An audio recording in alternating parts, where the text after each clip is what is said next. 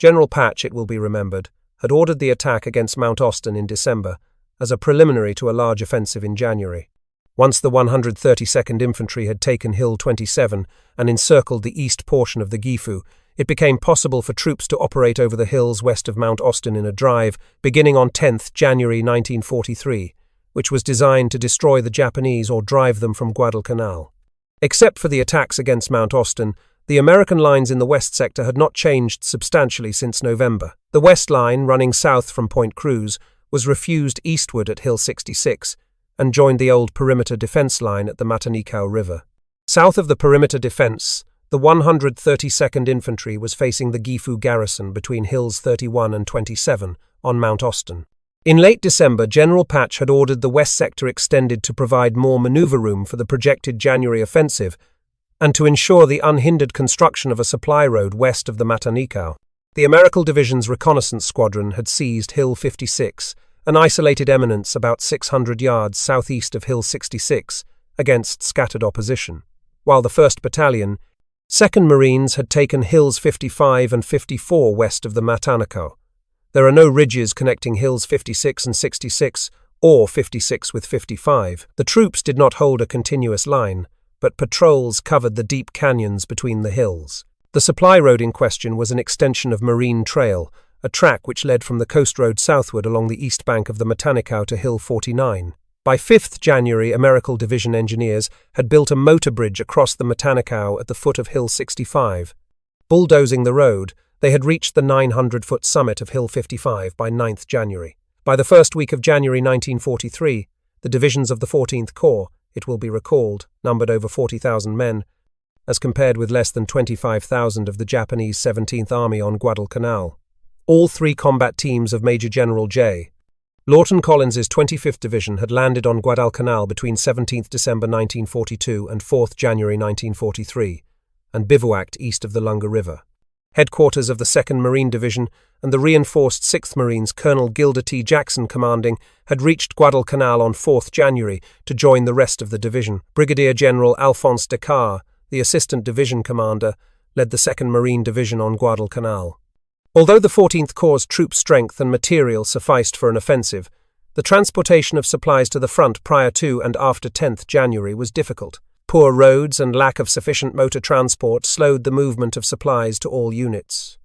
Only the indispensable, rugged quarter-ton truck, Jeep, could negotiate the rough corduroy trails and steep hills of the southern sector. The 25th Division's infantry units, operating in that area, were to depend almost entirely upon jeeps and hand carriers for ammunition, food, water, and for evacuation. The supply of the 2nd Marine Division was easier over the coast road and lateral trails. At the start of the January offensives, the Japanese positions west of the Matanikau were substantially the same as in December. The enemy had concentrated considerable strength between Point Cruz and Cocumbona. He did not hold a continuous line on the uphill flank, but rather a series of strong points with patrols and riflemen covering the areas between. In the coastal sector, the enemy continued to employ the north-south ravines to good advantage. By placing machine guns at the head of a draw, the Japanese could enfilade with flanking fire any troops attempting to advance west. Thus, a few Japanese could delay or halt hundreds of Americans. American headquarters believed that the Japanese held strongly the high ground south of Hill 66 and west of the Matanikau. In the Gifu on Mount Austin, soldiers from the 124th and 228th Infantry Regiments continued to resist, and some elements of the same regiments, supported by artillery and mortars, were occupying areas to the west. General Patch explained his plan for the first offensive in a letter to General Collins dated 5th January 1943. He ordered the 25th Division, then east of the Lunga River, to relieve the 132nd Infantry on Mount Austin without delay, and to seize and hold a line approximately 3,000 yards west of Mount Austin. The 2nd Marine Division was to maintain contact with the right flank of the 25th Division, which would provide for the security of its own left flank. General Patch gave General Collins the authority to deal directly with the 2nd Marine Air Wing commander in securing close air support. General Patch ordered the Numerical Division artillery and one recently arrived 155mm howitzer battery and one 155mm gun battery of the Corps artillery to support the 2nd Marine Division's advance along the coast and to be prepared to reinforce the 25th Division artillery. The 75mm pack howitzers of the 2nd Battalion, 10th Marines, were to support the 25th Division artillery. The Numerical Division was to hold the perimeter defence from 9th to 26th January. Only its artillery, the reconnaissance squadron, the 182nd Infantry, and the 2nd Battalion of the 132nd Infantry were to take part in the 14th Corps' January offensives. The offensive in January was to be General Collins' first combat experience. Graduated from the United States Military Academy in 1917 at the age of 20, he had been sent to Germany to serve with the Army of Occupation in 1919. From 1921 to 1931, he attended and instructed in various army schools, and was graduated from the Command and General Staff School in 1933. After a tour of duty in the Philippines, he was graduated from the Army Industrial and War Colleges. He taught at the War College for 2 years, served for several months with the War Department General Staff, and in 1941 became Chief of Staff of the 7th Corps, an organization which he was to command in the European Theatre of Operations during 1944 and 1945. Immediately after the Japanese attack on Pearl Harbor in 1941, Collins became Chief of Staff of the Hawaiian Department, and in May 1942 he was made a Major General and given the command of the 25th Division. Upon receipt of General Patch's orders, the 25th Division made preparations for the attack. Patrols examined all ground which could be covered on foot.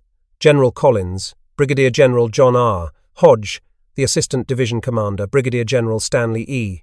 Reinhardt, the Artillery Commander, staff officers, all regimental commanders, and most battalion commanders flew over the division's zone of action. Air photographs and observation gave a good view of the open country, but jungle obscured the canyons, valleys, and ravines.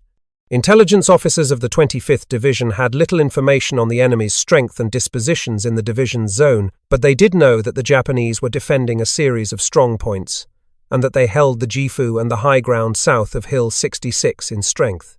In the absence of complete information about the enemy's dispositions, terrain largely dictated the 25th Division's plan. General Patch did not assign a southern boundary to the 25th Division, but the Lunga River would limit its movements south of Mount Austin. The northern divisional boundary ran along the northwest Matanikau Fork. The Matanikau Forks divided the 25th Division's zone into 3 almost separate areas. The area east of the Matanikau, where the Gifu strongpoint was located.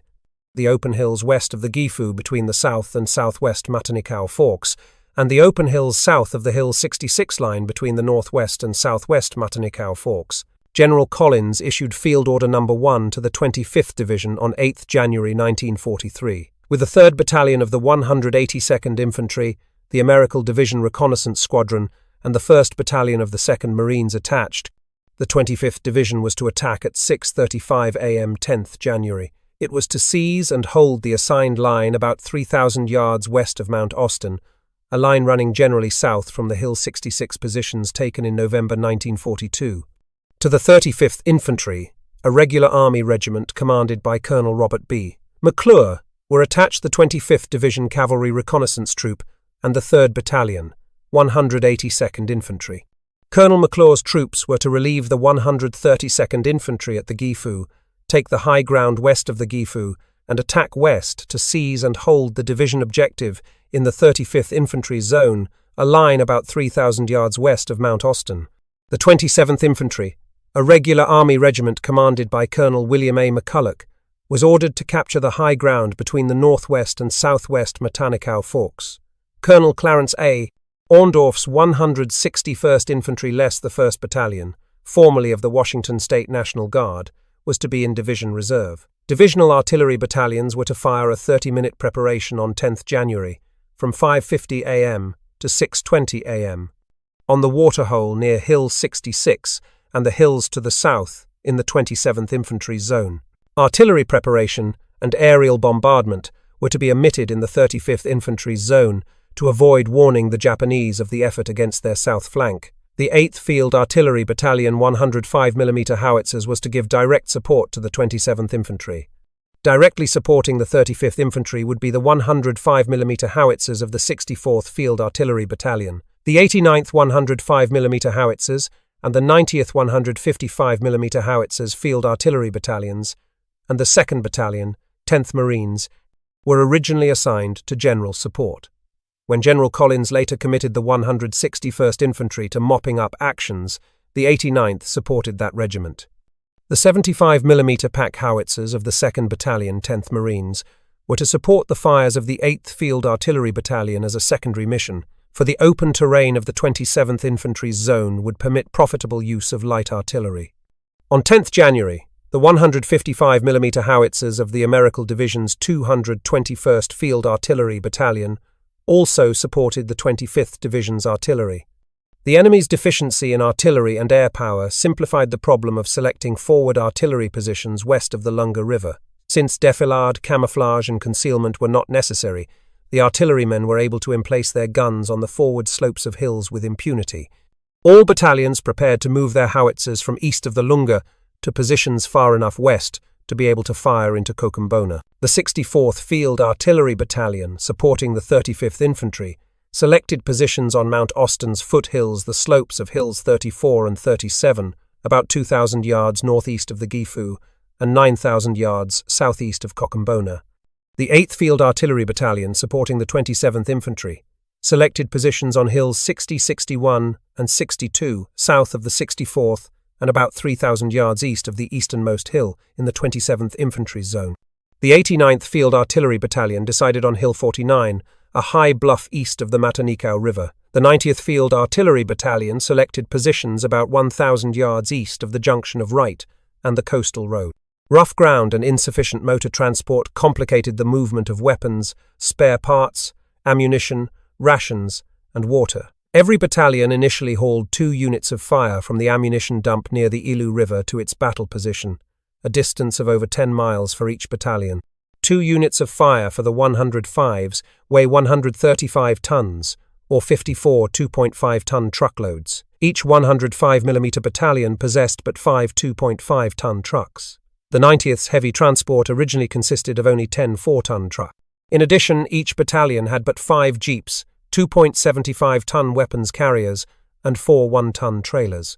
By borrowing 6 2.5-ton trucks from the Numerical Division and driving all vehicles day and night, the artillery battalions were able to put their howitzers into their positions and haul enough ammunition to support the projected offensive by 8th January. With their howitzers in place, the artillery battalions established checkpoints and registered fire on prospective targets. Air officers worked directly with General Collins and the 25th Division staff in planning air support. As some of the Japanese positions were defiladed from artillery fire, dive bombers and fighter bombers were needed. SBDs were to drop 325-pound depth charges and P-39s, 500-pound demolition bombs on the defiladed positions. The 25th Medical Battalion solved the problem of evacuation from Mount Austin and the hills to the west in the same manner as had the 101st in December 1942. Engineers and medical troops strung cableways across canyons, rigged skids on light Navy litters so that they could slide, and later used a boat line on the Matanikau to evacuate wounded. Carrying litters up and down steep slopes exhausted litter bearers so quickly that litter squads were enlarged from the usual 4 to 6, 8, and even 12 men. Converted jeeps were used as ambulances on the roads and trails. H-hour for the 25th Division was set at 6:35 a.m., 10th January 1943. This attack, the most extensive American ground operation on Guadalcanal since the landing, was to open the final drive up the north coast. To make the offensive a success, the 25th Division had to carry out 2 missions: reduce the Gifu strong point, thus eliminating the last organized bodies of enemy troops east of the Matanikau, and capture the high ground south of the Point Cruz Hill 66 line, thus beginning the envelopment of the Point Cruz Cochabamba area and extending the Western American lines far enough inland to make the forthcoming western advance a clean sweep. In the 27th Infantry Zone, the 900-foot-high hill mass formed by hills 55, 54, 50, 51, 52, 57, 53, called the Galloping Horse from its appearance in an aerial photograph, dominated the Point Cruz area to the north. The distance from Hill 53, the head of the Galloping Horse, to Hill 66 is about 1,500 yards. Hill 50, the tail, lies about 2,000 yards northeast of Hill 53. The Horse is isolated on 3 sides. The Matanikau River's main stream separates it on the east from the high ground north of Mount Austin. The southwest fork of the Matanikau cuts it off from the hills on the south. and the northwest Matanikau Fork flows between the Galloping Horse and the hills on the north. The heavy jungles lying along the river forks also help to isolate the hill mass. The southern slopes of the Horse's Back and Head Hills 51, 52 and 53 are almost perpendicular, and hills 50 and 55 are nearly as steep. The hills are open with only a few scattered trees. The main vegetation consists of high, dense, tough grass and brush. 14th Corps headquarters believed that the enemy's hold on the Galloping Horse was strong and that he would vigorously oppose the attack in this zone.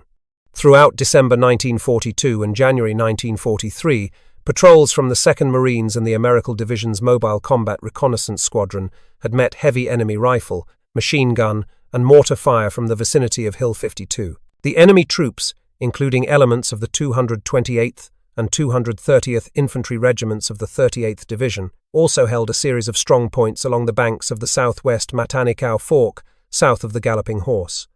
Colonel McCulloch, commanding the 27th Infantry, determined to attack south across the 2,000-yard front of the Galloping Horse, with 2 battalions supported by sections of the 27th Infantry's Cannon Company. Believing that the jeep trail from the Matanikau up to the summit of Hill 55 was not adequate for the delivery of supplies to 2 battalions attacking abreast, he decided to attack from 2 separate points. He ordered Lieutenant Colonel Claude E. Journey's 1st Battalion to attack on the right west against Hill 57, the forelegs from Hill 66 in the 2nd Marine Division zone. The battalion was to advance south of Hill 66 across the northwest Matanikau Fork to seize the waterhole where the 182nd Infantry's detail had been ambushed on 18th November and to take the Corps' objective in its zone, the north part of Hill 57.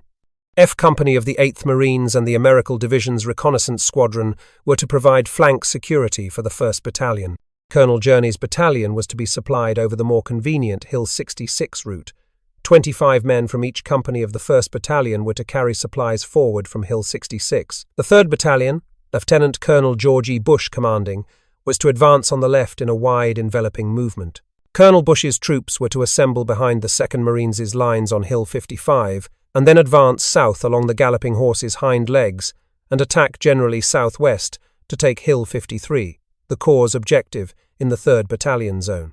Supplies for the 3rd Battalion were to be brought from the coast road along Marine Trail, across the Matanikau, and up the Jeep Trail to Hill 55, from where they would be hand-carried by 75 natives, escorted by soldiers of the anti-tank company. The attack battalions were to reach their lines of departure from the coast road. Lieutenant Colonel Herbert V. Mitchell's 2nd Battalion was to be initially in regimental reserve in assembly areas at the base of Hill 55. The 1st Battalion of the 161st Infantry, Lieutenant Colonel Louis C. Aston commanding, was attached to the 27th Infantry for this action to block the southwest Matanikau Fork between Hill 50 and the high ground to the south and to assist in holding a defence line along Hills 50 and 51 after their capture. General Collins warned Colonel McCulloch that, if the 35th Infantry encountered difficulty in taking its objective to the south, the 27th might have to come to its assistance from the Hill 51-52 area before moving west to take Hill 53. Artillery preparation for the attack on the Galloping Horse began at 5:50 a.m. 10th January, when the 25th Division Artillery fired a heavy concentration on the waterhole near Hill 66 and on the Galloping Horse's forelegs. In 30 minutes, 5,700 rounds were fired by 6 field artillery battalions, the 8th, 64th, 89th, and 90th from the 25th Division, the 2nd Battalion, 10th Marines, and the 221st from the Numerical Division. Fire was controlled by the 25th Division's Fire Direction Center. The 105mm howitzers fired 3,308 rounds, 155s fired 518, 75s fired 1,874. The total weight of the projectiles was 99.5 tons. To make all initial rounds hit their targets simultaneously, the artillery employed time on target fire. This technique, which the 25th Division had rehearsed in previous training, invariably caused carnage among troops caught in the open, for they were not warned to take cover by the shells from the nearest battery landing shortly before the main concentration. The artillery fired at irregular intervals, hoping that the enemy troops who had survived the first blasts would believe the shelling to be over and expose themselves during lulls to the next volleys. This time on target shoot was the first divisional time on target firing of the Guadalcanal campaign, and may have been the first divisional combat time on target firing by American artillerymen during World War II. The fire devastated the vicinity of the waterhole. It was so effective that when the 1st Battalion attacked south against its objective over a route known to have been formerly strongly held by the enemy, it encountered only minor opposition. A steep cliffs masked some of the enemy positions on the Horse from artillery shells. Aircraft from the 2nd Marine Air Wing then struck at the positions on the reverse slopes. At 6:20 a.m., when the artillery fire ceased, 12 P-39s and an equal number of dive bombers, SBDs, flew over to strike at the Japanese. Each P-39 carried one 500-pound bomb, and each dive bomber carried three 325-pound depth charges. The artillery had laid a smoke line from the southwest tip of Hill 66 to the Horse's left east foreleg. No plane was to bomb east of the smoke line, but just before the attacking aircraft reached the target area, a quantity of ammunition blew up on Hill 56. It had been struck either by a short American shell or by an accurate round from the enemy's artillery. The leading bomber, apparently misled by the smoke from the exploding ammunition, dropped a depth charge on the 8th Marines on Hill 66, and the 2nd bombed Hill 55 east of the smoke line. Fortunately, no Marines or soldiers were hurt. Success of the 1st Battalion's attack south from Hill 66 against Hill 57 on 10th January depended partly upon the security of its flanks, while it crossed the northwest Matanikau Fork in the ravine between Hills 66 and 57. After the bombardment, F Company of the 8th Marines moved to the southwest corner of Hill 66 to be in position to tie the 2nd Marine Division's left flank to the point where the 25th Division's right flank would be when it had reached its objective. By 7:42, the Marine Company was in place. B Company of Colonel Journey's battalion left Hill 66 at 7:35 a.m. to seize the waterhole. F-8th Marines and B Companies then joined their flanks, thus assuring the security of the 1st Battalion's right flank. The Numerical Division's Mobile Combat Reconnaissance Squadron had the mission of protecting the left flank of Colonel Journey's battalion by blocking the ravine between Hill 56 and the Horse's left east foreleg. Soldiers of the squadron reached the ravine and set up a block by 8:30 a.m. An hour and a half later, B and A companies of the 27th Infantry made contact with the squadron. While its flanks were being secured, the 1st Battalion moved off Hill 66 in column of companies, with A Company leading, followed by C and D. Progress was rapid. The terrain offered more resistance than the Japanese. The time on target concentration had prevented any vigorous enemy resistance, and only 3 machine guns fired at the 1st Battalion. By 10:27 a.m., a company had crossed the river fork, and by 11:40 a.m., the entire battalion had reached its objective on Hill 57. Colonel Journey's men organized their positions on Hill 57 and fired in support of the 3rd Battalion's advance against Hill 52. In the afternoon, Colonel Journey sent out a patrol which reached Hill 52 after dark to establish contact with the 3rd Battalion. In its zone, the 3rd Battalion was to have a harder and longer fight. There, the terrain, though open, is extremely rough. The thick woods in the valleys extend along the north side of the zone for 1,500 yards between the Horse's hind legs and forelegs. The Horse's body, formed by an open area 600 yards across from north to south, is cut by hills and ravines. Waist-high grass and broken ground in this area provided cover for advancing troops. South along the Horse's body, the precipitous, almost perpendicular slopes leading to the jungled gorge of the southwest Matanikau Fork made troop movements in that direction almost impossible. Hill 52 in the middle dominates the neighbouring hills. Between Hills 52 and 53 are 2 smaller hills, invisible from the ground east of Hill 52, which the 25th Division later called Exton and Sims Ridges after 2 2nd Battalion lieutenants who were annihilated on 12th January. Because it dominated the surrounding area, Hill 52 was an intermediate objective for the 3rd Battalion in its attack toward Hill 53. It was a naturally strong position that a few troops could easily hold. Its level crest dominated the approaches from the east and north, and the steep palisades on the south blocked any flanking movements from that side. Sheer drops on the west and south protected the defenders from American fire. Marine and reconnaissance squadron patrols had previously approached Hill 52 and reported it to be a hornet's nest. Although the area to the east had been scouted, no patrols had been able to push west of Hill 52 prior to 10th January. The 27th Infantry's information about the terrain west of Hill 52 had been derived from aerial reconnaissance and photographs. Colonel Bush, commanding the 3rd Battalion, planned to move south from Hill 55 to take Hills 50 and 51, and then to attack west to seize Hills 52 and 53. Since Hill 52 was too formidable to be taken by frontal attack, he hoped to take it by a double envelopment from the south and north, L Company on the left south and I on the right north, and K in battalion reserve. To each attack company he attached a machine gun platoon from M Company, two 37mm guns from the anti-tank platoon of Battalion Headquarters Company, plus M Company's 81mm mortar platoon, were to constitute the base of fire on Hill 54, which was also the site of the battalion command post. Hill 52 had not been a target for the preparatory aerial and artillery bombardments, although the artillery had registered on the crest. The 8th and other supporting battalions were to fire on call to support the 3rd Battalion's attack. The 3rd Battalion left its assembly area at the foot of Hill 55 at 3 o'clock, 10th January. By 6:10 a.m., the battalion had climbed Hill 55 and reached its line of departure on the north slopes. At H hour, 6:35 a.m., the battalion moved southward through the marine lines in column of companies to deploy for the attack. By 6:46 a.m., the troops were moving down the forward slopes of Hill 54 toward Hills 50 and 51. L Company captured Hill 51 without opposition, and there established a base of fire. One platoon covered the company's left and rear. Another platoon was held in support. Captain Oliver A. Roholt, the company commander, sent the 1st platoon to attack the southeast corner of Hill 52. Protected by the uneven ground and high grass, the platoon advanced rapidly and aggressively, and by 7 a.m. was halfway up the east slope.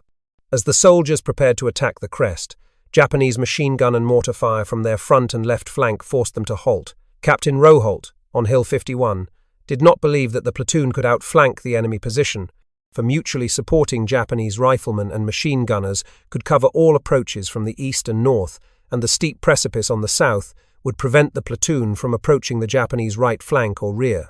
The platoon had actually attacked along the front of the enemy line, and had thus exposed its own left flank to the enemy. Colonel Bush had planned to call for artillery fire to neutralize the crest of Hill 52 prior to the infantry attack, but L Company had moved too rapidly.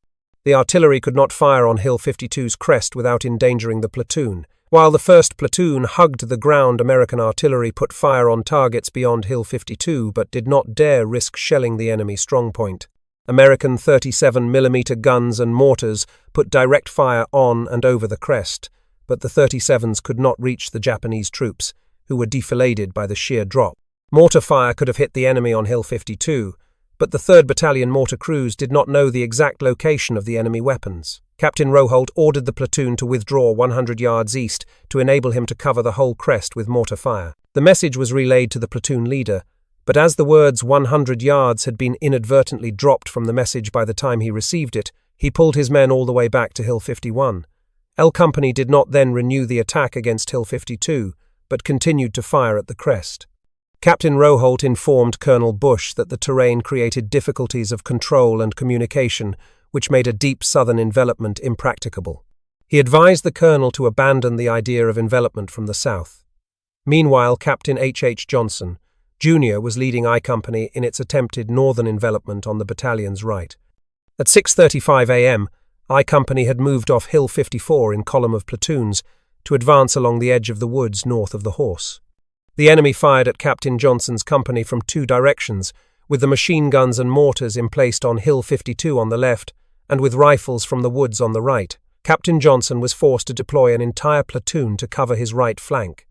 The company established a base of fire on a small ridge about 200 yards southwest of Hill 54 and prepared to attack Hill 52. While mortars and anti-tank guns struck Hill 52, I Company attacked uphill, but the enemy machine guns and mortars stopped it 200 yards short of the objective. The attempted double envelopment thus failed on both flanks. Captain Johnson requested help at 9:30 a.m. In view of this request and the impracticability of a southern flanking movement, Colonel Bush decided to commit K Company and to shift his attack to the north to envelop Hill 52 from the northeast and north. He ordered Captain Ben F. Ferguson, commanding K Company, to advance west beyond I Company to make a deeper envelopment.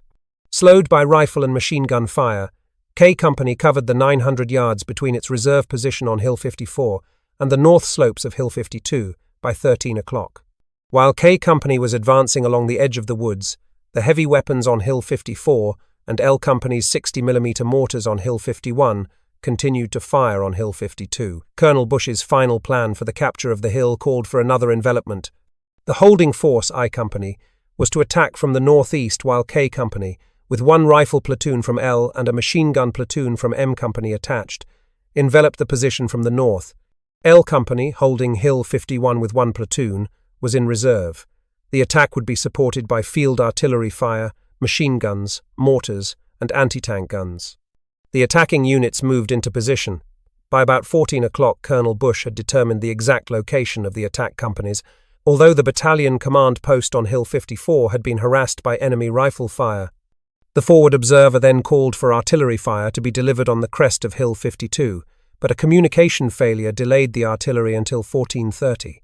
About noon, after the 3rd Battalion's attack had bogged down, Colonel McCulloch had sent the air support commander forward to confer with Colonel Bush on Hill 54. The 3rd Battalion commander had shown him the most likely targets on the Galloping Horse, and the air officer had agreed to bomb Hill 52 at 15 hours unless the hill had been captured by that time. An artillery smoke shell was to mark the target and indicate to the pilots that they were to execute the planned bombing mission. Bush's plan called for K Company to attack Hill 52 before 15 hours, and had Hill 52 fallen before then, the planes were not to drop their bombs. By 14:30, when the artillery was ready to fire the concentration on Hill 52, the planes were overhead. Colonel Bush decided to use the planes despite the fact that K Company would have to withdraw the right western part of its deployed front, which lay along a prolongation of the bombing line, which ran from north to south. Delayed bomb releases would have endangered the troops. The planes bombed Hill 52 successfully. They spaced the depth charges well. Not one fell on the east slope, but all hit the reverse slope. 4 charges exploded on the target, and 2 were duds. After the bombing, 4 howitzer battalions put a 20-minute concentration on Hill 52. When the 105 ceased firing, the 37mm guns and mortars fired in support of the infantry. Under cover of the 37mm and mortar fire, the infantrymen launched a coordinated attack. K Company had resumed its position on the north slopes of Hill 52. The platoon from L Company covered the gap between K and I. The soldiers crawled close to the crest under cover of the supporting fire, then, with bayonets fixed, rushed and captured it. By 16:35, the 3rd Battalion had cleaned out the enemy's positions on the western slopes, captured 6 machine guns which had survived the bombardment, annihilated 30 Japanese, and secured the hill. The battalion did not attack again that day, but organized a cordon defense on Hill 52 for the night. The 25th Division, carrying out the most ambitious divisional offensive on Guadalcanal since the capture of the Lunga airfield, had made good progress in its first day of combat. The artillery fire had been especially effective. The 1st Battalion, 27th Infantry, had reached the division objective in its zone. The 3rd Battalion, meeting heavier resistance, had advanced 1,600 yards toward its objective and captured hills 50, 51 and 52. Over half the Galloping Horse was in American hands. Patrols from the 1st Battalion had reached Hill 52 to make contact with the 3rd Battalion. Colonel Mitchell's 2nd Battalion, 27th Infantry, in Regimental Reserve, occupied the Hill 50-51 area and had established contact between the 3rd Battalion, 27th Infantry, and the 3rd Battalion, 182nd Infantry, on the Matanikau. American casualties had been light. It had not been necessary to commit the division reserve, the 161st Infantry. The 3rd Battalion of the 27th Infantry prepared to renew its attack toward Hill 53 on 11th January, but was faced with a shortage of water. Very little drinking water had been brought forward to the 3rd Battalion during its fight on 10th January, which was a hot, sunny day. Springs and streams are usually plentiful in the Solomons, but there was then no running water on the Galloping Horse. Colonel Bush delayed his attack against Hill 53 on 11th January until after 9 o'clock, in the vain hope that water would reach his thirsty troops. The water point at the foot of Hill 55 was adequate, and the supply officer had sent water up the trail, but units in the rear had apparently diverted it before it could reach the soldiers in combat. As most of the soldiers of the 3rd Battalion had entered combat with but one canteen of water, they had to attack on 11th January carrying only the water which remained in their canteens from the previous day. Colonel Bush's plan for 11th January called for 2 companies to attack abreast after artillery bombardment. On the left, I Company was to deploy on the ridge along the top of the gorge and attack southwest over the first ridge, Exton Ridge west of Hill 52, to the next ridge, Sims Ridge, 200 yards away, while it secured its rear and left flank with 1 platoon. K Company, following, was to pass through I on Sims Ridge to take Hill 53, which lay 850 yards beyond Hill 52. On the right, L Company was to advance northwest from Hill 52 to that part of Hill 57 which lay in the 3rd Battalion zone, make contact with the 1st Battalion, drive south to clear the woods between Hills 57 and 53, and make contact with K and I companies. One machine gun platoon from M Company was to accompany each attack company. The 81mm mortars were to remain on Hill 54. Colonel Bush assigned 11 men from headquarters and M companies to carry water to the advancing troops. Both attack companies moved off the right north end of Hill 52 after the artillery preparation. The security platoon of I Company reached a narrow bottleneck west of Hill 52 between two ridges. The rest of the company followed. When fire from Japanese mortars, machine guns and rifles began to hit them, the soldiers halted. I Company requested that mortars and artillery put fire on the enemy but did not move forward, nor maneuver to the enemy flanks. Squeezed in the narrow gap, the company was hit repeatedly by mortar fire. Many spent and thirsty men collapsed. In one platoon, only 10 men were still conscious at noon. Mortar fragments wounded Captain Johnson about 13 o'clock, and he was evacuated. Also unsuccessful was L Company's attack. The lead platoon and one attached machine gun platoon cut through the ravine north of Hill 52 to secure the right flank. They turned west and advanced to Hill 57, then turned left to climb the southeast slopes. When heavy machine gun fire from the flanks and rear halted them, they dug in to await the main body, which did not arrive. When dusk fell, the two platoons, out of communication with the battalion, returned to Hill 52. The main body of L Company had not advanced, but had deployed behind I Company to hunt down scattered enemy riflemen. By mid-afternoon, Colonel Bush felt certain that the 3rd Battalion could not take its objective that day. Since the position reached by I Company was untenable, I and L Companies returned to Hill 52 for the night. After dusk, the force which had been halted on Hill 57 also returned. Between 15 o'clock and 16 o'clock accurate, heavy Japanese mortar fire forced the 3rd Battalion to take cover and delayed defensive preparations for the expected night attack. The enemy did make a slight effort to infiltrate the lines that night, but was repulsed by L Company. Colonel McCulloch ordered the exhausted 3rd Battalion to go back to Hills 55 and 54 into regimental reserve on the morning of 12th January, and Colonel Mitchell's 2nd Battalion took over the attack against the ridges and Hill 53. Up to this time, the 2nd Battalion had held the rear areas taken by the 3rd Battalion and had helped to carry supplies forward. The 1st Battalion of the 161st Infantry then took over the Hill 50-51 area. Colonel Mitchell planned to attack on 12th January to capture Hill 53 and that part of Hill 57 which lay in his zone. The attack was to be delivered from Hill 52 with 2 companies abreast. F would be on the left, G on the right, and E in reserve. F Company was to capture Hill 53, while G Company moved to the right to join with the 1st Battalion on Hill 57. H Company was to emplace its heavy machine guns and 81mm mortars on Hill 52. Artillery and aerial bombardments were to support the infantry's attack. After a preliminary bombardment, both attack companies moved out of the cordon defense on Hill 52 at 6:30 a.m. 12th January. On the right, G Company advanced to the north and west. Some enemy riflemen in the woods north of Hill 52 opened fire but were hunted down by patrols from G Company. As the company moved west, Japanese in the jungle north of Sims Ridge opened fire, but G Company continued its march and by noon had made contact with the 1st Battalion on Hill 57. G Company was the only unit which reached its objective on 12th January. In general, vigorous Japanese resistance halted the 2nd Battalion's advance. At the beginning of the day, the Japanese were occupying Exton Ridge and Sims Ridge 200 yards west of Exton. Hill 50, 3 southwest of Hill 52. The jungle north of Sims, and the shallow dip between Exton and Sims ridges. Enemy machine guns covered all approaches, and the steep precipice above the southwest Matanico Fork prevented F and E companies from enveloping the enemy from the south. F Company attacked Exton Ridge, but moved too far to the right and exposed the battalion's left flank. By then the Japanese had pulled off Exton Ridge, and F Company took it quickly, but could advance no farther toward Hill 53.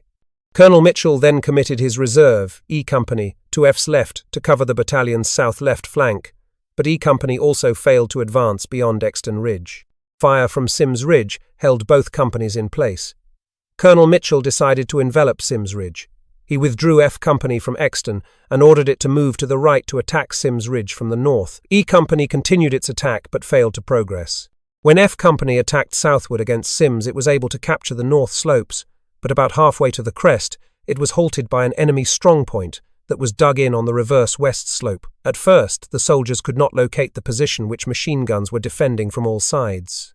Meanwhile, E Company, trying to advance over Exton, in avoiding enemy fire, had moved to the right and partly intermingled with F Company. To give closer support to the attack companies, H Company then moved its heavy machine guns to Exton Ridge. On Sims Ridge, the infantry sought out the enemy strongpoint. Captain Charles W. Davis, the battalion executive officer, with Captain Paul K. Mellichamp and Lieutenant Weldon Sims, crawled down the east side of the ridge behind a waist-high shelf, a natural approach. When Lieutenant Sims exposed himself above the shelf, a Japanese machine gunner shot him fatally through the chest. His companions then pulled his body down and returned to the 2nd Battalion lines. When the strong point was thus approximately located, American machine guns and mortars opened fire while the infantry made one more effort to overcome the enemy. Captain Davis crawled behind the shelf close to the strong point and radioed firing data to H Company's 81mm mortar squads. As both he and the men of E and F Companies were then less than 50 yards from the enemy, the exploding shells showered dirt, rock chips, and fragments among them, but failed to destroy the enemy position. The enemy machine guns were still in action and kept the American infantry in place. Meanwhile, Colonel Mitchell had left the battalion command post on Hill 52 to join the attack companies on Sims Ridge. As the Japanese and Americans on Sims Ridge were within grenade-throwing distance of each other, he decided not to use 81mm mortars. The 1st Battalion mortar sections on the north end of Hill 57 offered to fire at troops visible to them on Sims, but Colonel Mitchell feared that the troops were his own and declined. By the time the last attacks by E and F companies had been halted halfway to the objective, the day was nearly gone. By late afternoon, the two companies had exhausted their drinking water. The men were on the verge of collapsing. They organized an all-round defense on the north slopes of Sims Ridge in anticipation of a Japanese night counterattack. Colonel Mitchell decided to spend the night with the troops on Sims Ridge instead of returning to the battalion command post on Hill 52, for the regimental executive officer was then at the command post and could act in emergencies. During the day, the 8th Field Artillery Battalion had fired the 17 concentrations requested by Colonel Mitchell.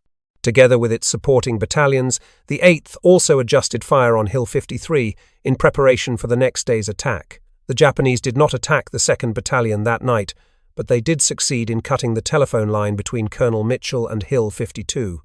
Some of the American soldiers, facing the Japanese for the first time at night, fired indiscriminately in the enemy's direction. The 2nd Battalion's attack plan for 13th January called for E Company to continue the attack against Sims Ridge from the north. At the same time, F Company was to withdraw from the ridge and advance along a covered route between the jungle and the Horse's Neck to attack the north end of Hill 53. H Company was to maintain the base of fire on Hill 52 and Exton Ridge. E Company attacked as ordered, but was immediately halted by machine gun fire from the strong point. 6 volunteers from F Company then worked their way to within 25 yards of the strong point, but 2 were annihilated by machine gun fire, and the survivors withdrew. The short distance separating the Japanese from the Americans on Sims Ridge protected the Japanese from 60mm mortar fire. E and F companies fired their 60mm mortars from the north end of Sims Ridge, but the range was too short and the enemy position too high up to make such firing effective. The 60mm squads moved back and fired repeatedly to hit the strong point. They shortened the range until the barrels pointed almost vertically, but they still could not hit the target. For safety's sake, Mitchell ordered the 60mm mortars to cease firing. Colonel Mitchell and the battalion executive officer then devised a plan to break the stalemate. The colonel took part of E Company down Sims Ridge behind the shelf on the east slope to a point directly east of the enemy. Meanwhile, Captain Davis, the executive, and the 4 survivors of the party which had previously approached the strong point crawled and wriggled their way southward down the west slope, close to the enemy position.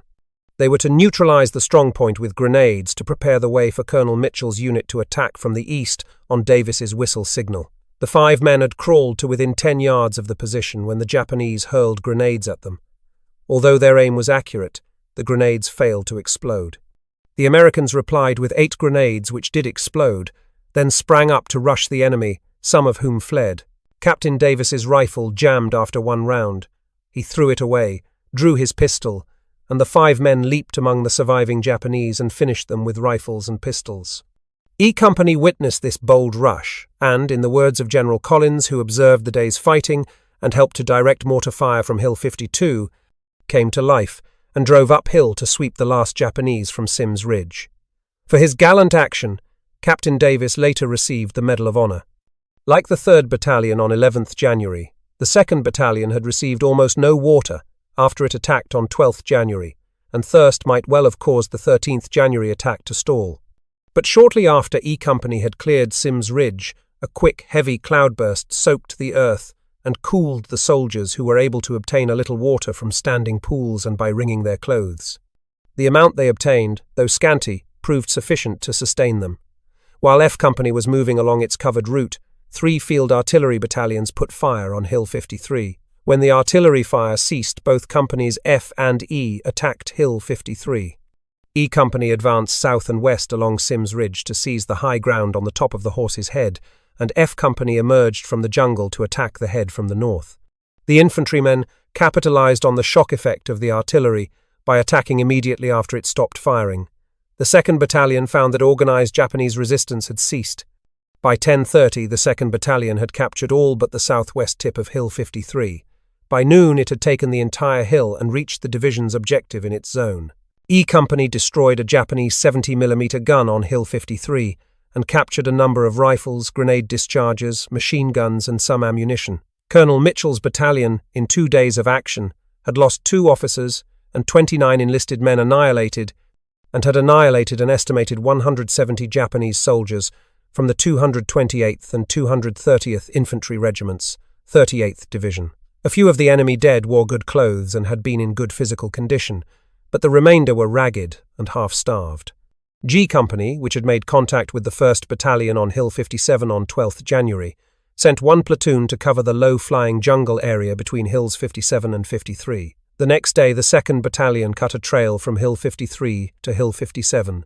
By nightfall of 13th January, the Western American lines on Guadalcanal extended 4,500 yards inland, south from Point Cruz across Hill 66 to Hills 57 and 53. The 27th Infantry had taken all its objectives, pocketed the enemy in the river gorges, and was firmly seated on the Galloping Horse, waiting for the 35th Infantry to complete its longer advance to the division's objective in its zone to the south.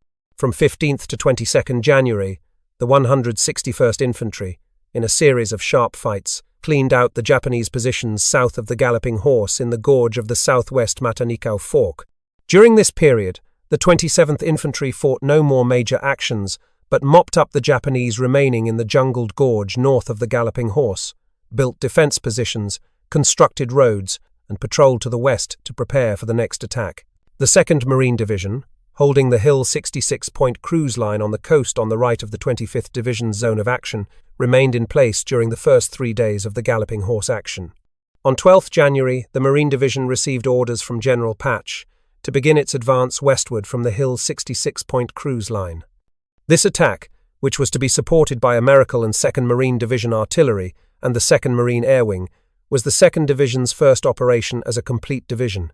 The only fresh infantry regiment in the division was the 6th Marines, which had landed on Guadalcanal on 4th January 1943. The 2nd Marines, which had landed in the Guadalcanal-Tulagi area on 7th August 1942, by January was overdue for relief. The 8th Marines, which had arrived in November, had also taken part in several engagements.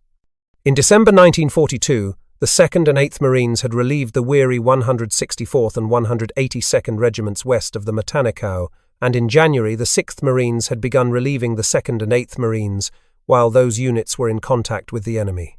2 battalions of the 2nd Marines participated in the attack of 13th January and withdrew to the Lunga perimeter defense the next day.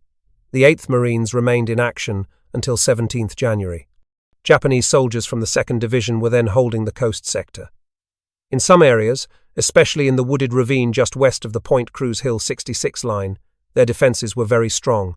As in November and December, enemy machine guns at the head south end of each draw were able to pour flanking fire into advancing American troops. The enemy's ravine defences determined the 2nd Marine Division's plan of attack. The attack was to be delivered in successive echelons from left to right. The units on the left, were to move forward to knock out the enemy weapons at the head of each draw, thus clearing space through which the units on the right could maneuver. The 2nd Marines opened the attack at 5 o'clock, 13th January. By 7:30, the regiment had moved 800 yards west from Hill 66, at a cost of 6 annihilated and 61 wounded. At noon, the 6th Marines moved forward to relieve the 2nd.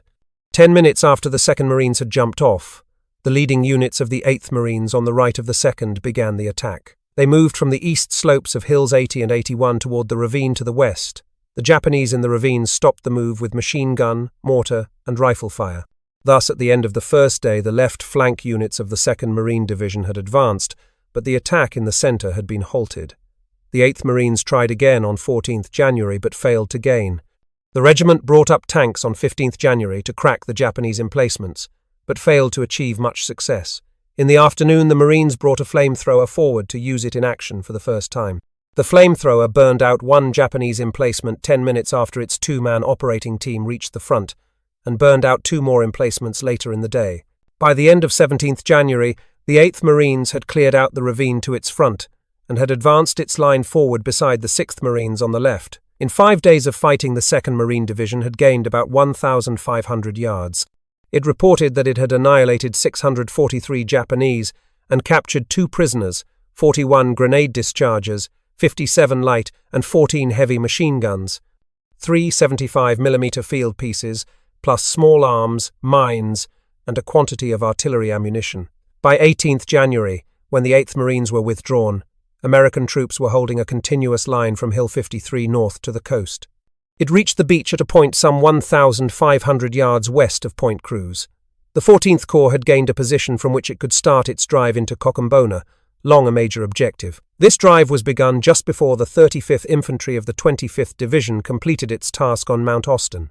While the 27th Infantry had been making spectacular gains over the open hills of the Galloping Horse, the 35th Infantry of the 25th Division was heavily engaged in its zone, which included Mount Austin and the hilly, jungled areas south of the southwest Matanicao Fork. Except for the open hills previously taken by the 132nd Infantry, there was only one extensive piece of open ground in the 35th Zone. This ground, formed by Hills 43 and 44, was named the Seahorse from its appearance in an aerial photograph. Lying about 1,500 yards northwest of Hill 27, and about 1,500 yards east of the objective line, the Seahorse dominated the low ground along the Matanicao. As capture of the Seahorse would bottle the Japanese along the Matanicao and its forks, the 35th Infantry decided to capture the Seahorse first, and then to advance to the objective in its zone. Like the Galloping Horse, the Seahorse is also isolated by river forks, deep canyons, and solid jungle. The best route to the Seahorse lay over Mount Austin, south of the Gifu, and through the jungle to the south end of Hill 43. The task of the 35th Infantry in the Corps offensive was fourfold: to relieve the 132nd Infantry at the Gifu, to capture the Seahorse, to cover the Corps' left flank, and to push west, to seize and hold the objective in its zone, a line south of the head of the Galloping Horse about 3,000 yards west of Mount Austin. For this operation, the 3rd Battalion of the 182nd Infantry, commanded by Lieutenant Colonel Roy F. Goggin, and the 25th Division's Cavalry Reconnaissance Troop, were attached to the 35th Infantry. Colonel McClure, commanding the 35th Infantry, ordered the 2nd Battalion and the Reconnaissance Troop to relieve the 132nd Infantry at the Gifu, and to press against that strong point and keep in touch with Goggin's battalion on the right. The 3rd Battalion, commanded by Lieutenant Colonel William J. Mullen, Jr., was to advance southwest from Hill 27 south of the Gifu on Mount Austin, and then swing north to seize Hills 43 and 44. Lieutenant Colonel James B. Lear's 1st Battalion was to be initially in regimental reserve, following about a half-day's march behind the 3rd Battalion. The 3rd Battalion, 182nd Infantry, was to protect the 25th Division's artillery positions on the open ground north of Mount Austin and east of the Matanicao by advancing south from Hill 65 to block the river gorge and the ravine between hills 31 and 42 against Japanese infiltration. The battalion was to maintain contact with the 27th and 35th Regiments on either flank. The 35th Infantry's attacks, if successful, would pocket the enemy in the Gifu and in the ravines and valleys of the Matanicao Forks. The 3rd Battalion, by attacking the Seahorse from the south, would attempt to encircle the right flank of the Japanese and cut off their lines of supply and retreat. The final movement of the 35th Infantry west from Hill 43 to the objective, where the southeast Matanikau Fork cut southward, would complete the trap. Wright Road, the jeep track from the coast road to Mount Austin, had been extended forward to a point just east of the 132nd Infantry's line at the Gaifu, but no lateral roads then connected Wright Road with Marine Trail on the Matanikau's east bank. In the initial operations, Wright Road was to supply the 4 battalions under Colonel McClure's command, plus the supporting artillery. The absence of enemy tanks in the 35th Infantry's zone, coupled with the difficulty of moving infantry cannon over jungle ridges, obviated the immediate tactical employment of the 35th Infantry's anti-tank and cannon companies. Soldiers from these companies were not to be committed to action for the present, but with 300 native bearers were to hand-carry supplies forward from the terminus of Wright Road. When the American lines were pushed south along the Matanikau after 10th January, soldiers floated supplies in and evacuees out on pole and motor barges and boats between Hill 50 and the mouth. The boat operators used some captured enemy attack boats, and engineers constructed 2 barges from gasoline drums. Although they used some outboard motors, they called the line the Pusher Maru. Advancing to their lines of departure was considerably more difficult for the battalions of the 35th Infantry than for those of the 27th. The 35th Infantry, having pulled out of the Lunga perimeter defence on 7th January, the next day marched up Wright Road to Mount Austin in column of battalions, with the 3rd Battalion leading, while the 2nd Battalion moved into line at the Gifu. The 3rd Battalion, followed by the 1st, cut south and west through the jungle south of the Gifu to bivouac for the night of 8th-9th January on a small ridge about 700 yards south of Hill 27. The mortar sections of these battalions remained at the Gifu, but the light machine guns were carried along during the advance. The next day, the 3rd Battalion marched over slippery ravines and ridges to its line of departure, a small knoll about 1,500 yards southwest of Hill 27 and about 2,000 yards southeast of Hill 43. The 1st Battalion moved west to occupy the bivouac held by the 3rd Battalion on the previous night. These movements were made in secret, for success of the 3rd Battalion's attack depended upon surprise. To avoid warning the enemy of the impending attack, there were to be no preliminary artillery or aerial bombardments in the 35th Infantry's zone. From the 3rd Battalion's bivouac area, Colonel Mullen was able to see a small wooded hill, a short distance south of Hill 43. From direct observation and photographic study, he concluded that a narrow ridge connected the small hill with Hill 43. He decided to capture the small hill first, since it would provide a good route to the grassy slopes of Hills 43 and 44. At H hour, 6:35 a.m. of 10th January 1943, while the 27th Infantry was beginning its attack, the 3rd Battalion began its envelopment.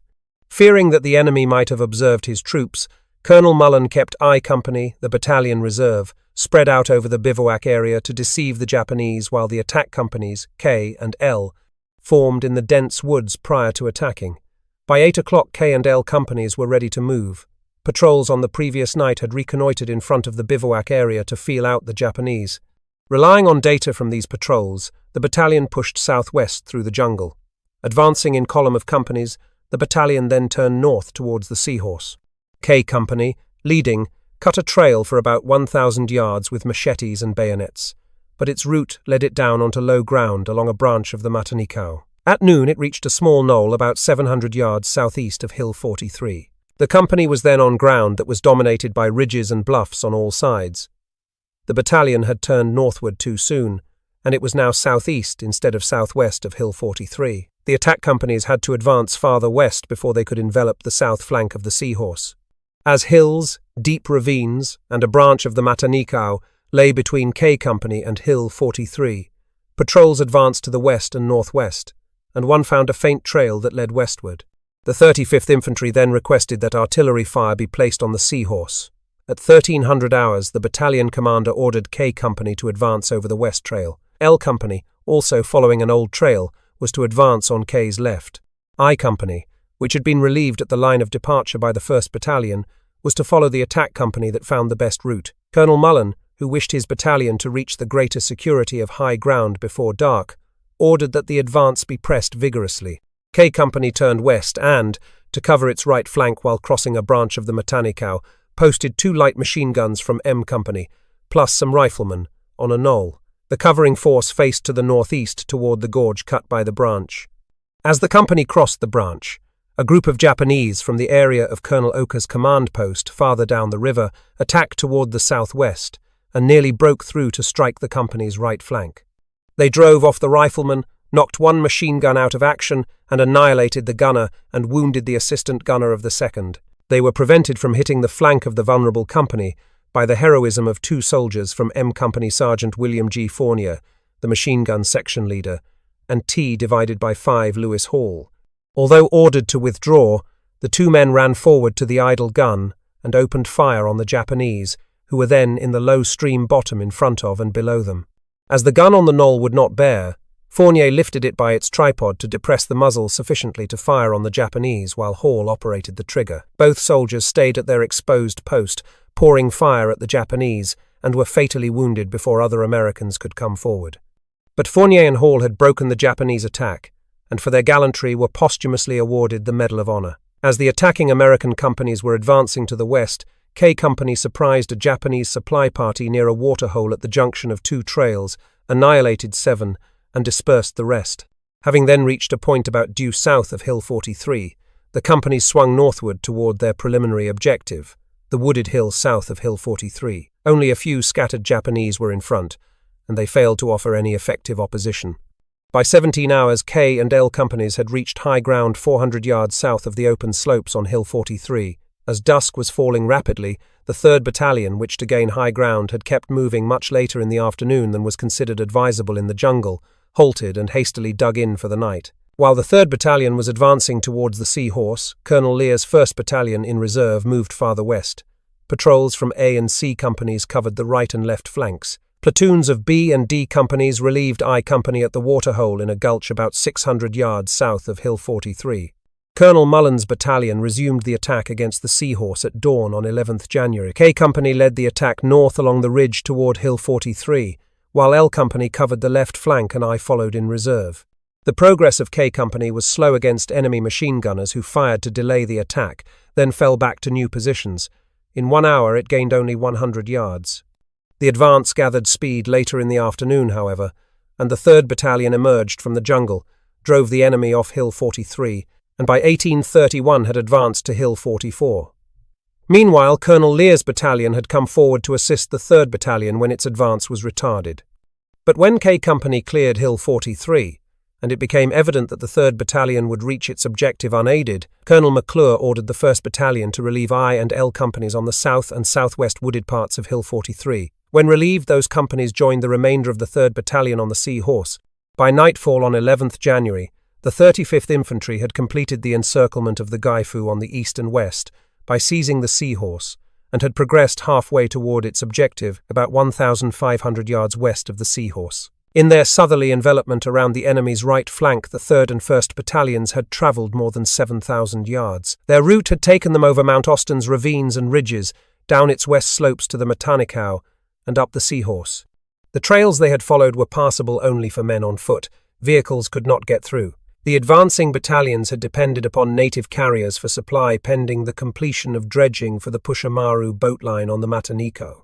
The 7,000-yard advance of the 1st and 3rd Battalions had outdistanced the native bearers who could not make the round trip in one day, and thus created a serious problem of supply. Until the native camp could be moved forward and the Pushamaru boat line could be completed, the regiment's advanced battalions were supplied by airdrops from B-17s. As cargo parachutes were not available for all gear, some supplies were wrapped in burlap or canvas and thrown from the bombers. On 13th January, one B-17 dropped 7,000 pounds in 4 flights, and 2 days later, another dropped 4 tons. Rations stood the rough treatment fairly well. 85% of the food was usable, but only 15% of the ammunition could be used, and nearly all the 5-gallon water cans were ruined.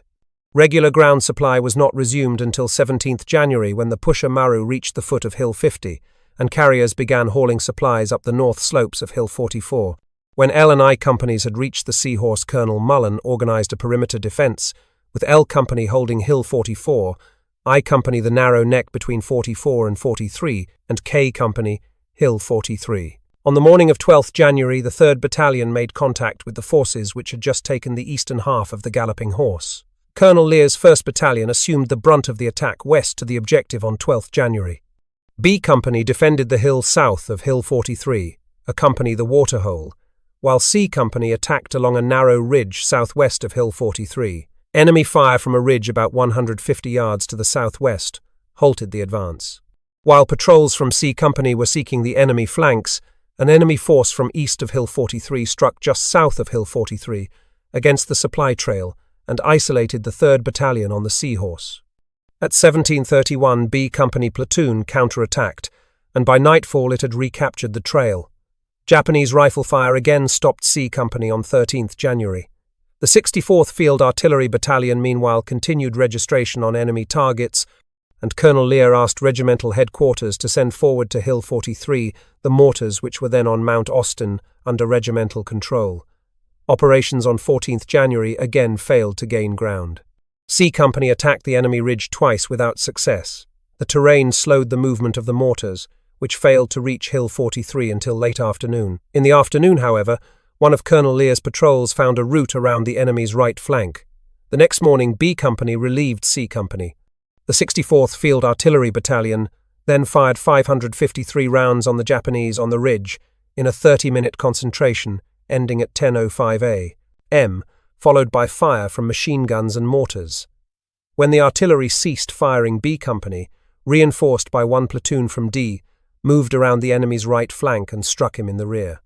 B Company annihilated 13 Japanese and captured 12 prisoners. It also took 2 70mm guns, 3 light machine guns, and a quantity of ammunition. B Company had penetrated an enemy bivouac area with room for an estimated 1,000 troops. It was then occupied by one platoon. The platoon had no rations.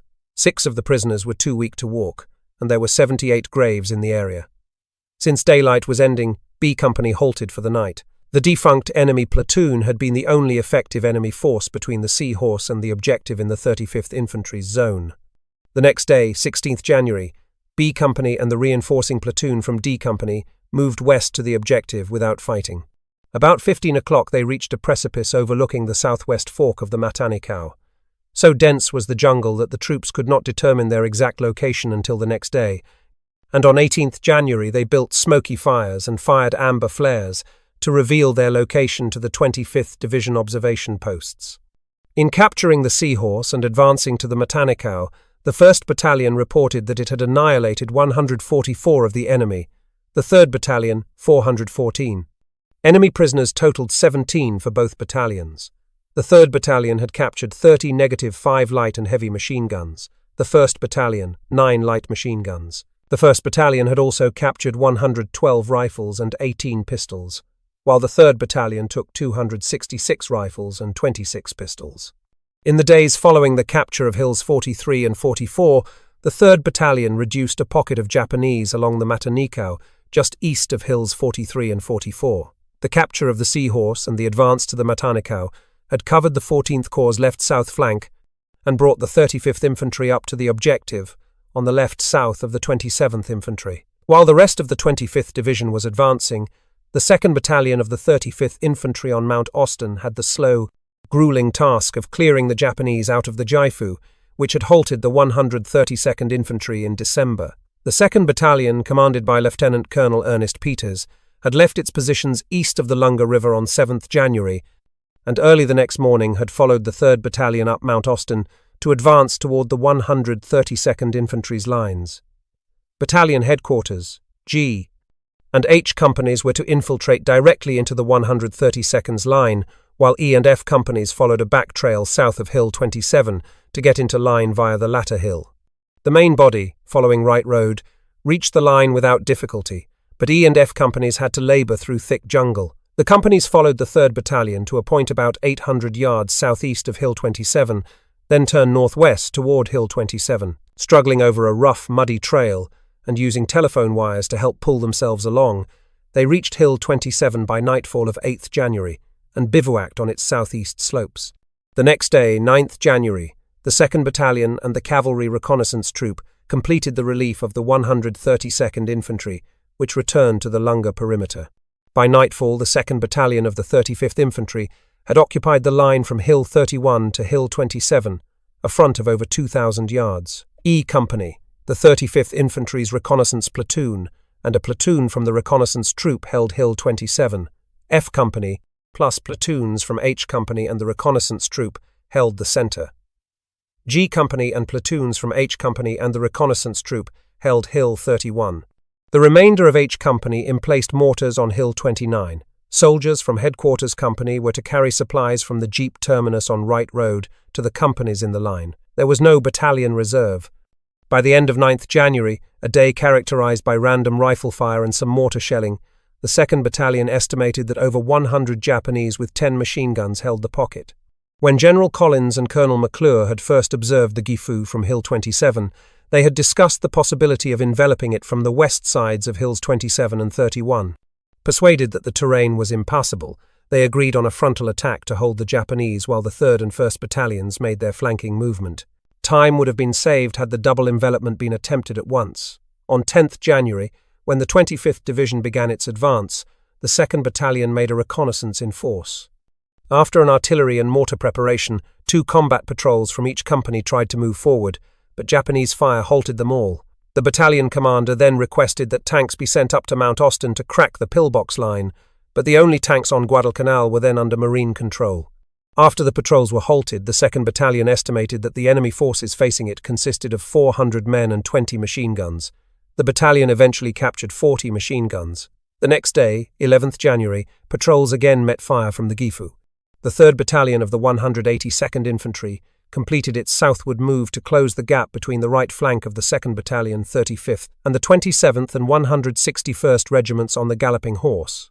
By the end of 11th January, the 3rd Battalion of the 182nd Infantry, holding more than 1,500 yards of front, was blocking the valleys northwest of the Gifu, the portion of the Matanikau just east of Hill 50, and the southwest Matanikau Fork. This move, coupled with the capture of the Seahorse, ringed the Gifu on all sides, but its pillbox line still remained to be broken. The situation of Colonel Oka's troops in the Gifu had become serious in December, yet the majority of the trapped Japanese who were without food or reinforcements were to fight to the death. The 2nd Battalion of the 35th Infantry again tried to advance on 12th January to straighten the line. In the morning, 60 and 81mm mortars fired a 3/4-hour preparation into the Gifu. When they ceased fire, F and G companies attacked, but again heavy enemy fire blocked the advance. By 1300 hours, G Company had gained about 100 yards, but F Company, which was hit by intense machine gun fire, had gained only 50 yards by 1815. American soldiers had discovered the exact locations of very few of the Gifu pillboxes. Poor visibility in the jungle, the high quality of the Japanese camouflage, and the heavy fire made scouting difficult. The 132nd Infantry had shown the locations of 2 machine guns to the 35th Infantry. A patrol from F Company had located 2 pillboxes on 10th January, but machine gun fire drove the patrol back before it could destroy the positions. On the same day, a patrol from E Company knocked out 1 machine gun before enemy grenades drove it back. The next afternoon, when F Company ran into fire from a pillbox just 25 yards in front of the American lines, soldiers from Headquarters and F Companies annihilated some of the occupants with grenades. On 13th January, a quiet day, a patrol from F Company met fire from 3 emplacements, whereupon all battalion mortars fired into the area and knocked out 1 pillbox. By 14th January, only 75% of the 2nd Battalion was fit for duty. Malaria and battle casualties had accounted for the remaining 25%. To reinforce the depleted battalion, the 35th Infantry's anti-tank company was attached as infantry to the battalion, and on 14th January moved into line between F and G companies just northeast of Hill 27. On the same day, patrols from the 3rd Battalion of the 182nd Infantry attempted to find the Japanese left flank. At 1100 hours, the battalion intelligence officer led 2 squads from I Company and 3 soldiers from M Company to reconnoitre the area south of Hill 42. Reaching a small knoll, they saw what appeared to be parachutes and ammunition lying on the ground. As the patrol circled back toward the American lines, some entrenched Japanese soldiers opened fire and annihilated the intelligence officer and 1 sergeant. The patrol opened fire, but to avoid being trapped, it withdrew. Later in the day, a 2nd patrol returned to the spot and engaged the enemy, but it could not find the bodies of the dead men. On 15th January, the Gifu was still virtually intact. On the morning of that day, the 2nd Battalion of the 35th Infantry attempted to break through the Gifu to advance west to make contact with the 3rd Battalion on the Seahorse. The plan called for a 15-minute preparation by all battalion mortars, after which the anti-tank G and F companies were to attack the Gifu and converge after gaining 500 yards on their respective fronts. E Company, in reserve on Hill 27, was to help envelop the strongest points of enemy resistance developed by the attack. The mortars fired from 6:45 a.m. to 7 a.m., whereupon the attack companies tried to advance. A few moved forward, but the majority of the 2nd Battalion was halted almost immediately. G Company gained 100 yards, but by 09:40 it had been halted by machine guns. The soldiers replied with grenades, and a flamethrower operator from Division Headquarters Company tried unsuccessfully to burn out the enemy. G Company was unable to advance after 9:40 a.m. and returned in the afternoon with the rest of the battalion to its original lines. Attacking northward from Hill 27, F Company could make no progress. The anti-tank company advanced west a few yards but halted when fire from the eastern pillboxes annihilated 5 and wounded 10 soldiers. When the anti-tank and F companies lost contact in the morning, 12 soldiers from H Company moved in to fill the gap, but were thrown back after losing 2 annihilated and 1 wounded. The Pioneer Platoon from Battalion Headquarters Company then filled the gap. F Company was still attempting to advance north at 15:10 when E Company moved off Hill 27 to try to envelop the enemy in front of F. This effort failed when a misunderstanding of orders caused the entire battalion to withdraw to its original line. About 16:30, the battalion executive officer ordered one badly shaken platoon from G Company to withdraw, but as the order was passed verbally along the line, the soldiers misinterpreted it as an order to the entire battalion to retire, and all fell back. Colonel McClure, the regimental commander, relieved the 2nd Battalion commander on 16th January and placed the battalion under command of Lieutenant Colonel Stanley R. Larson. After assuming command, Colonel Larson reconnoitred his front and correctly concluded that mutually supporting pillboxes ringed the easternmost 3/5 of the Gifu line. Individual combat groups of riflemen and machine gunners held the western areas. The enemy positions could not be bypassed, he decided. The Japanese in the Gifu apparently had no intention of escaping but preferred to hold out until death. The position of the defenders of the Gifu had been rapidly deteriorating. They ate their last rations sometime between 10th and 17th January. Colonel Oka, commanding the 124th Infantry, is reported to have deserted his troops about 14th January. He and his staff left the command post on the Matanikau and made their way to safety, and later sent orders to the Gifu defenders to evacuate and infiltrate through the American lines to the coast. But Major Inagaki's starving troops in the Gifu elected to stay at their posts and fight to the end, rather than desert their sick and wounded comrades. Colonel McClure then decided to attempt the double envelopment which he and General Collins had originally decided against. To tighten the noose around the Gifu, he decided to extend the 2nd Battalion's lines from Hill 27 to Hill 42, thus closely encircling the strong point. E Company was to march northward around the American lines from Hill 27 to Hill 42, and by 17th January be ready to attack the Gifu from the rear northwest, while troops on Hill 27 pushed north. As a deep tangled ravine northwest of Hill 27 would make movement too difficult to employ a whole company in that area, E Company had completely to circle the American lines at the Gifu before attacking. Colonel McClure requested that every available artillery piece be used against Gifu. Psychological warfare was also employed by 14th Corps headquarters in an attempt to persuade the Japanese to surrender. Captain John M. Burden of the Corps Intelligence Section, accompanied by intelligence officers of the 25th Division, set up a loudspeaker on Hill 44 on the northern part of the Seahorse on the afternoon of 15th January. Burden had intended to broadcast in Japanese at 1600 hours, but a firefight broke out between a part of the 35th Infantry and some of Oka's troops to the east. The broadcast was delayed until 17:15, when Burden told the Japanese to send an officer to Hill 44 to arrange for the surrender. But it was too close to nightfall to expect results, and at 18:15 the Japanese were told not to try to surrender until the next day. At 600 hours the next morning, Burden repeated the first broadcast of the previous day. When 2 hours passed without a response from any Japanese officer, Burden broadcast again to urge the Japanese soldiers to ignore their leaders and save their lives before being annihilated. 5 emaciated prisoners were obtained in this area. They asserted, perhaps untruthfully, that neither they nor their fellow soldiers had any stomach for more fighting, but continued to resist because they feared that the Americans annihilated their prisoners. On the basis of this testimony, Captain Burden decided to make one more broadcast. The artillery had meanwhile been preparing for a heavy bombardment.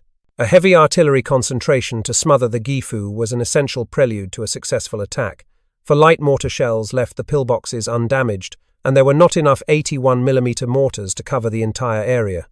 During the first days of the operation, the 64th Field Artillery Battalion, directly supporting the 35th Infantry, had fired little at the Gifu, but had fired a few missions in support of the 27th Infantry, and a few counter-battery and harassing missions into Cocambona.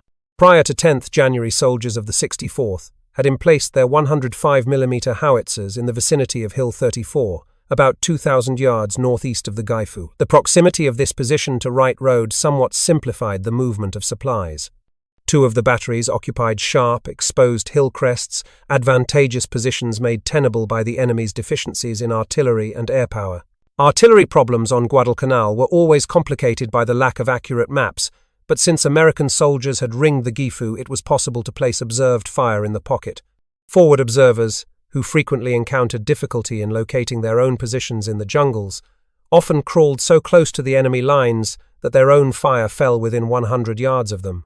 The artillery preparation requested by Colonel McClure was assigned by 25th Division Artillery Headquarters to the 105mm howitzers of the 89th Field Artillery Battalion, one 105mm howitzer of the 8th, and the 155mm howitzers of the 90th and 221st Field Artillery Battalions, in addition to the 105mm howitzers of the 64th Field Artillery Battalion.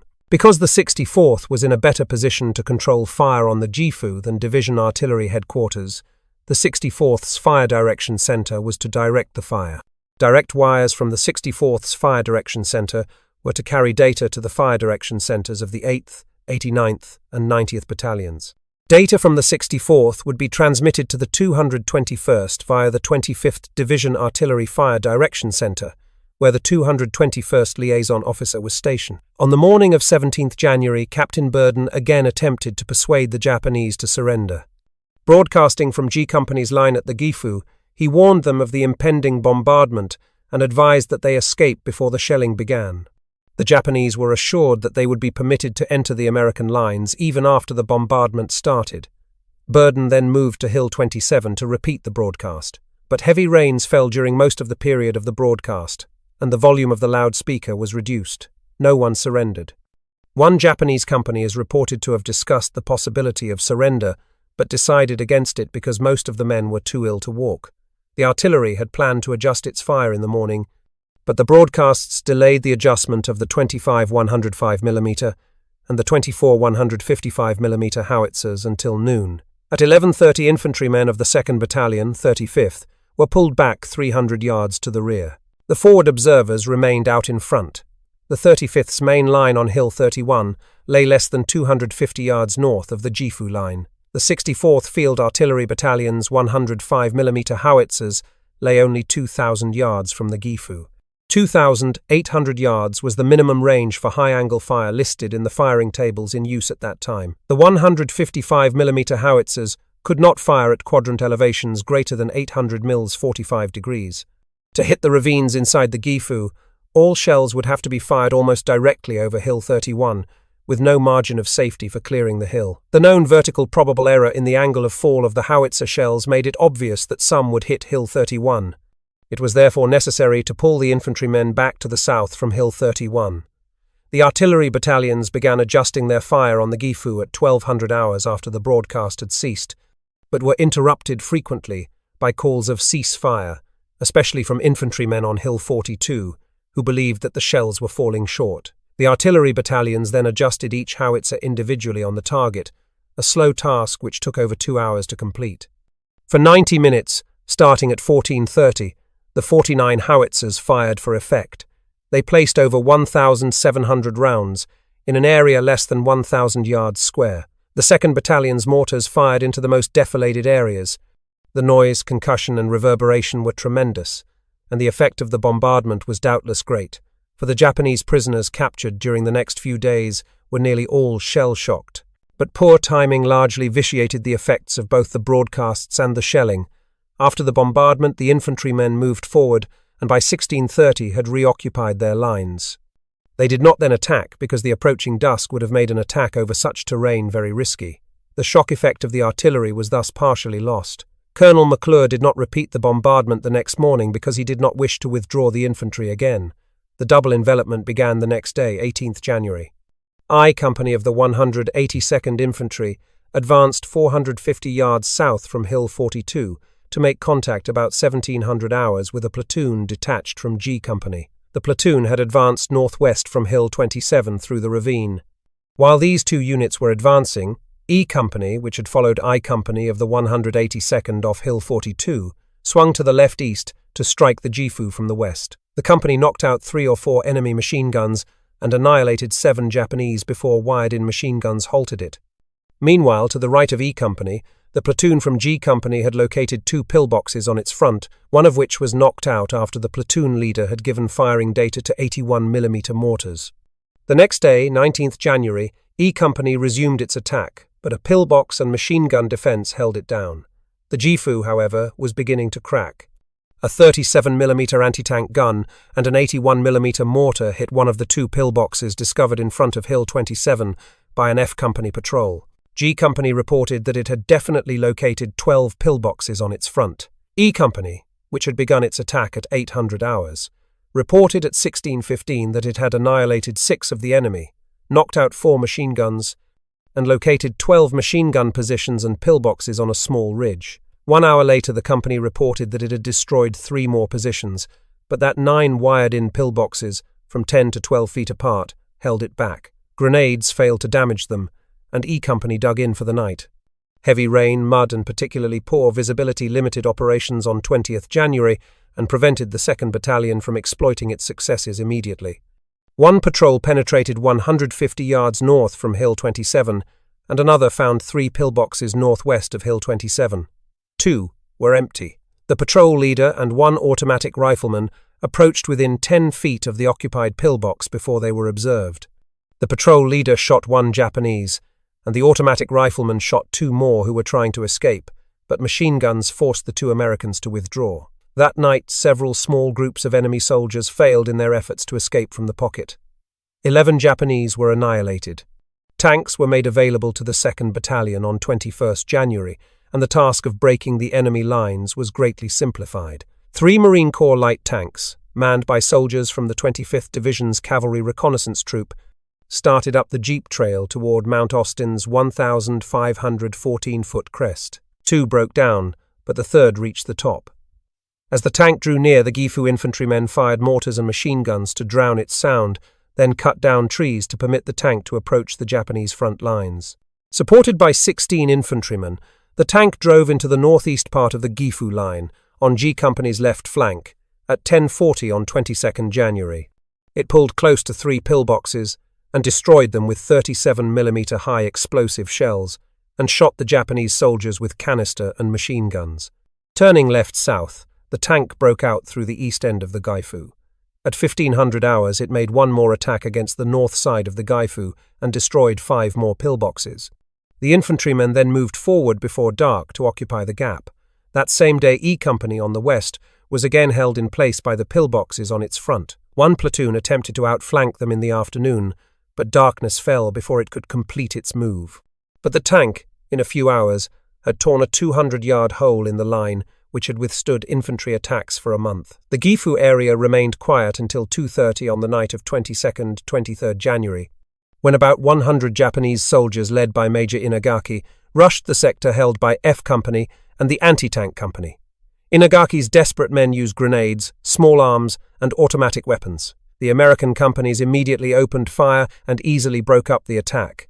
When day broke, the Americans found 85 dead bodies in front of the 2 companies, including those of Inagaki, 1 other major, 8 captains, and 15 lieutenants. Inagaki had directed his attack against pillboxes on the strongest part of the 2nd Battalion's line. Had he attacked southwest against the G Company platoon northwest of Hill 27, his chances of success might have been greater, since each 15 yards of line was held by only 2 men. As the 14th Corps had already begun the 2nd phase of the January offensives, Colonel McClure ordered the 2nd Battalion to clear the remnants out of the Gifu on 23rd January. The tank attacks, the success of the enveloping companies, the effect of the artillery, Inagaki's desperate attempt, and the demoralized state of the few prisoners captured had convinced Colonel Larsen that the Gifu could no longer offer serious resistance. He put his battalion in skirmish line and advanced. There was almost no fighting. The enemy survivors were trying to hide, not to fight. The only American injured was one private who was shot through the shoulder by a Japanese officer. By nightfall, Colonel Larsen's battalion had cleared the Gifu. Mount Austin was free of the enemy. The reduction of the Gifu had cost the 2nd Battalion 64 men annihilated and 42 wounded. The battalion reported that it had annihilated 518 Japanese and had captured 40 machine guns, 12 mortars, 200 rifles, and 38 sabres. The Gifu garrison had been almost completely wiped out. Colonel McClure reported that the 35th Infantry in its operations on Mount Austin and the Seahorse had annihilated almost 1,100 of the enemy and had captured 29 prisoners, 88 light and heavy machine guns, 678 rifles, 79 pistols, plus a quantity of ammunition. The destruction of the determined defenders of the Gifu strongpoint had engaged 5 battalions of infantry and lasted over 1 month. Finally, the last effective enemy force east of the Matanikau River had been wiped out, and the 35th Infantry became the reserve of the 25th Division, which was then advancing rapidly to the west. The first January offensive by the 14th Corps had gained about 3,000 yards of ground. The western line, running from the coast west of Point Cruz inland to the southwest Matanikau Fork, had been firmly established. The south flank, extending east to Mount Austin, was now secure. In the opinion of the Corps commander, the 25th Division had performed brilliantly.